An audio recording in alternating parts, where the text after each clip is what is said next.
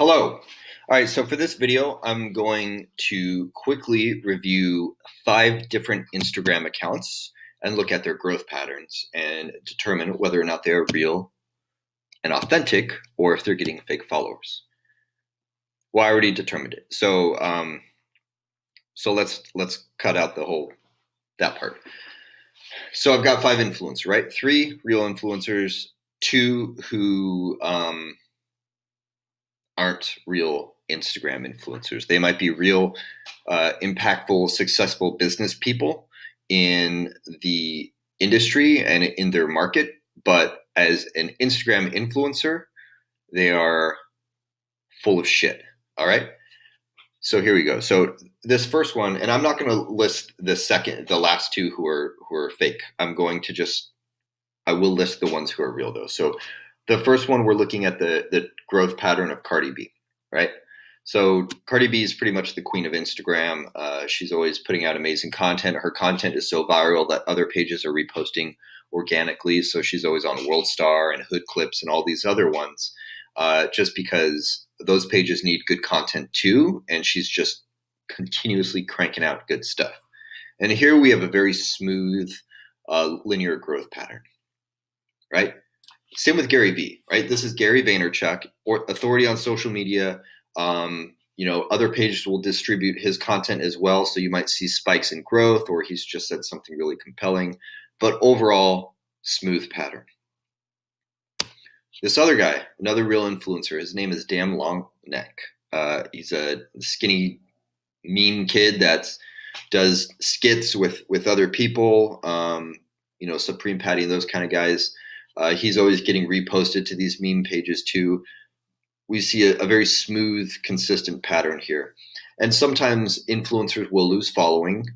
Maybe they say something or their content for that day or that post doesn't really vibe with their audience and they're compelled enough to unfollow. That does happen. But overall, you see like this smooth transition. And now we've got the drunk sailors, right? This is crazy. This is very choppy.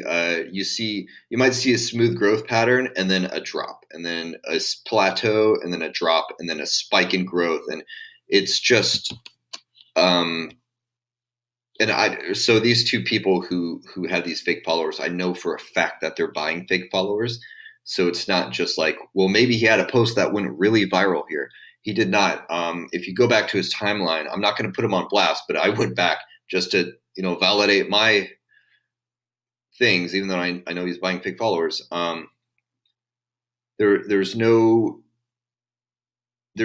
remarkable or consistent to show that something may have gone so viral between January 8th and the 10th that he would grow almost 100,000 followers. The amount of comments on his timeline posts are pretty consistent. There's no extra ones. When you see somebody growing so much, you're going to see like thousands and thousands and thousands of additional comments of people tagging other people and saying stuff and adding emojis and all that. You're not seeing that on his timeline. You're seeing this same boring content every single day, but then a spike, right? Fake news. Here's another guy. So this one looks a little bit smoother. I know for a fact this guy has a marketing team. So every day when they get in their office, they probably add a batch of fake followers, and I think they're adding them manually. One thing I did look at his timeline, and I noticed that they're probably hiring an outside growth hacker to now add spam tags in the comments. So when you look at the comment on the timeline, an Instagram account is going to tag at 10 other people, and then a different Instagram account is going to tag at 10 other people. And like that happens numerous times throughout one of his posts. So yes, they're doing their best to drive, organic or real followers to the account. But here, and again, I've looked at his timeline, there's nothing remarkable between the 16th, 17th, or before that, or after that really did anything. Here's a real key indicator too. You see a consistent decline in growth between December 24th and December 27th. So you could basically see his employees took time off for the holidays, right? Um, and again, here I would venture to say that these dips are pretty consistent when that employee takes time off work, whether it's the weekend or something of that nature. So overall, we've got this jagged, sketchy, scary growth pattern that you might cut yourself if you get too close to. This one's even more dangerous. You might cut your whole damn head off. And then we have this smooth transition, right? So when you're looking to work with influencers, you want to look at their growth pattern. And sometimes they do have a wild, crazy growth pattern, but they shouldn't be just losing a spike, a consistent dip in followers on certain days of the week, right? Another thing is look at their comments. So maybe there was a spike between this day on that influencer, and that should be a yellow or red flag. But then you go to the timeline and you look at the content on that day. Maybe they average 100,000 views a video, and that particular video got them 4 million views, and they average 200 comments, and that particular one had 4,000 comments tagging other people, real people. Then you're seeing, all right, that post went viral, and a lot of people went and did that. And if that post really did go viral, then other meme pages will steal that video, repost it, and credit them. So they're essentially driving more authentic traffic to that account. Didn't happen in this case. I'm just saying it could happen. So you don't want to just look at something sketchy like this and say you're a fake influencer. You do, that's basically fighting words in the wild, wild west. But this guy's a fake influencer. On top of that, another indicator. So if you're going to work with an influencer and pay them for posts, ask for their analytics if they have an Instagram business account. If they don't have an Instagram business account, then ask for a screenshot of their stories. Just random stories, something that's been up for almost a day, just so you could see the full amount of views. For instance, this post here where this person supposedly has 435,000 followers, right? That's a nice chunk. I wonder how many Instagram story views he's getting. I could tell you, he's getting 100 or less views per Instagram post. Maybe 200 on a good day. I know because I used to manage this account and I did not do this growth thing. It's something we don't agree on.